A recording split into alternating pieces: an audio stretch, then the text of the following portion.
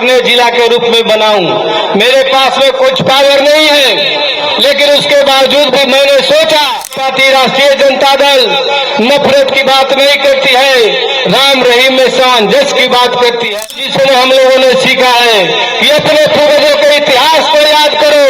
यदि आप अपने पूर्वजों के इतिहास को याद नहीं करोगे तो तुम गुलामी के जंजीर से छुटकारा तुम्हें नहीं मिलेगा। सोच था कि जो आर्थिक स्थिति से सुदृढ़ नहीं है, जो पढ़ लिख नहीं सकता है, जो पढ़ेगा नहीं तो जागेगा कहां से, इन्होंने चरवाहा विद्यालय खुलवाने का काम किया और भारतीय जनता पार्टी के लोग उसको हाशिए पर डाल दिया। यादव को कुछ नहीं चाहिए, सुभाष यादव इसी पैटर्न पर चल रहा है कि कीर्ति जस जीवती। जो हमारे सामाजिक न्याय के धरोहर श्री लालू प्रसाद यादव जी, जो कोडरमा को मैं जिला को अगरने जिला के रूप में बनाऊं। मेरे पास में कुछ पावर नहीं है, लेकिन उसके बावजूद भी मैंने सोचा कि एक क्षेत्र में मैं काम कर सकता हूं कि कोडरमा में मैंने 8000 आम का फलदार वृक्ष फॉर्मेलिटी मैंने नहीं किया, बल्कि 3 से 4 साल का पेड़ लगाने का काम किया और फरवरी वो मजर लगाए और मई में आप लोगों को फल खाने का मिलेगा।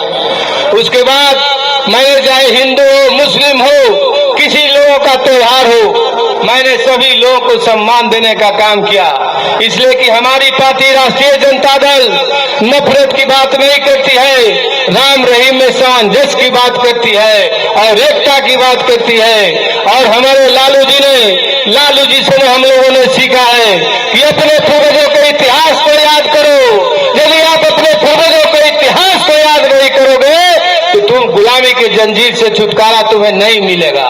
या हम लोग जगदेव बाबू को मानने वाले हैं, हम लोग जननायक कर्पूरी ठाकुर को मानने वाले हैं, हम लोग बाबा भीमराव अम्बेडकर साहब के मानने वाले हैं। और यह इन लोगों महापुरुषों का सपनों को सर जमीन पर उतारने का काम हमारे आदरणीय श्री लालू प्रसाद यादव जी ने किया है। और जब जब हमको मौका मिलता था इनके साथ गाड़ी में बैठने का और जाने का, तो अपने जीवन का इन्होंने कुछ घटित घटनाएं हमको बताते थे कि जब हम कर्पूरी ठाकुर जी को जब हम अगला सीट पर बैठा करके गाड़ी चलाते थे और फिर ये चलाते थे तो कर्पूरी ठाकुर जी कहते थे कि लालू जी आप बहुत तेज गाड़ी चला रहे हैं। तो हमको समझ जाते थे कि अब कह रहे हैं कि धीरे धीरे चलाना है गाड़ी, हम गाड़ी धीरे कर देते थे। इसलिए लालू जी हमारे सामाजिक न्याय के जो प्रणेता हैं, हम लोगों को बाबा साहेब भीमराव अम्बेडकर साहब के यदि सिद्धांतों को मानते हैं तो बाबा भीमराव अम्बेडकर साहब ने कहा था कि तुम एकत्रित हो, संगठित हो और शिक्षित बनो। और हमारे अभिभावक आदरणीय श्री लालू प्रसाद यादव जी ने इसको सरजमीन पर उतारने का काम किया। इनका सोच था कि जो आर्थिक स्थिति से सुदृढ़ नहीं है, जो पढ़ लिख नहीं सकता है, जो पढ़ेगा नहीं तो जागेगा कहां से, इन्होंने चरवाहा विद्यालय खुलवाने का काम किया और भारतीय जनता पार्टी के लोग उसको हाशिए पर डाल दिया। यह लालू यादव जी का सपना था।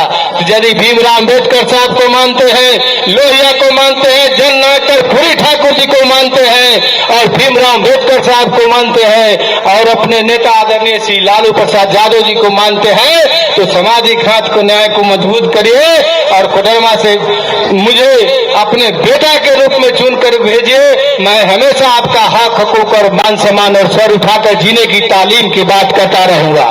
आज मैं इतना प्रताड़ित होने के बाद में भी आज मुझे लगता है कि मैंने राष्ट्रीय जनता दल के लिए, अपने अभिभावक के लिए, अपने लालू यादव के लिए मैंने कुछ किया है।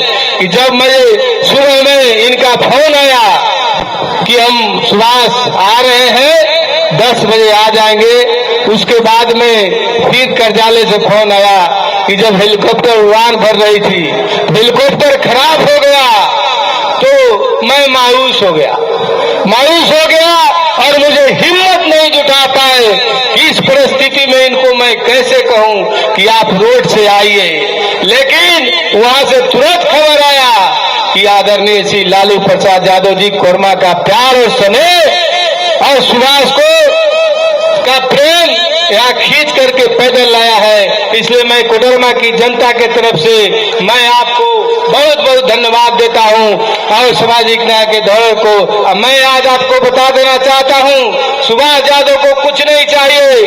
सुभाष यादव इसी पैटर्न पर चल रहा है कि कीर्ति जस जीवती, जो हमारे सामाजिक न्याय के धरोहर श्री लालू प्रसाद यादव जी जो ने किया है उसके सभी जगह लोग गुणगान करते हैं। और हमारे आर्थिक न्याय के प्रणेता तेजस्वी प्रसाद यादव जी ने कहा था कि जब हम बिहार का चीफ मिनिस्टर बनेंगे तो अगला मेरा हस्ताक्षर जो होगा तो 10 लाख नौकरी देने का काम करेंगे। लेकिन वह तो मुख्यमंत्री नहीं बने, 17 महीना के कार्यकाल में उप मुख्यमंत्री बने और 3.5 लाख शिक्षकों का नौकरी देने का काम किया, जिसमें झारखंड प्रदेश के बच्चियों को 12,000 नौकरी देने का काम किया। किसी तरह का बेईमानी नहीं किया।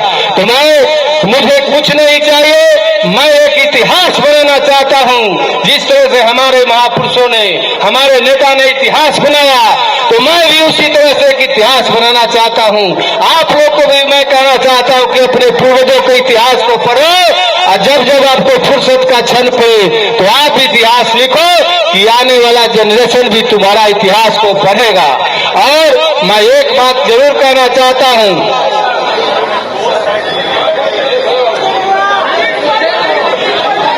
कि कोडरमा से जब मेरा अंतिम विदाई हो, जो सभी लोगों को होता है, जो स्मृति भूमि पर आता है, सब लोग एक दिन जाता है, तो मैं आपको आशा और विश्वास दिलाता हूं कि आपसे मैं कुछ लेने नहीं आया हूं, बल्कि एक काम जरूर करना कि जब मैं अंतिम बराती मेरा जाएगा तो एक कफन दे देना। यही हम जानेंगे कि आप लोगों का बीच में हमने काम किया है और कर्म किया है, यही मेरा फल है। तो मैं आप लोगों से निवेदन आरजू विनती करने आया हूं कि यदि जनता के अदालत में फैसला होती है, वो सर्वोपरि फैसला होता है, तो आने वाले 13 तारीख को आप लालटेन पर बटन दबाएं और अपने बेटा को विजयी बनावे।